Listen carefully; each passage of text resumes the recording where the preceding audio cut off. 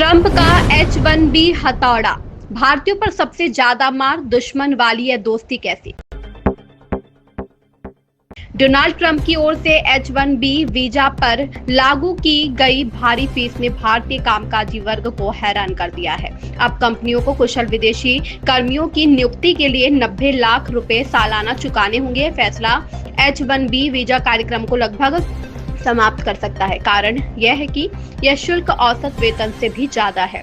अमेरिकी राष्ट्रपति Donald Trump ने भारत को फिर बड़ा झटका दिया है।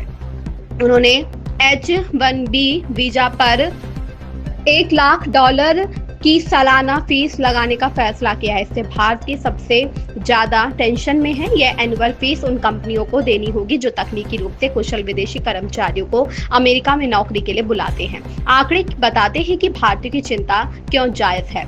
अमेरिका हर साल लॉटरी सिस्टम में 85,000 H1B वीजा देता है। इनमें से 70% भारतीय होते हैं। इस नए शुल्क से H1B प्रोग्राम लगभग खत्म हो जाएगा। कारण यह है कि यह annual fees fresh H1B visa धारक की औसत सालाना सैलरी से भी ज्यादा है। इस वीजा का भारतीयों के लिए बहुत महत्व है।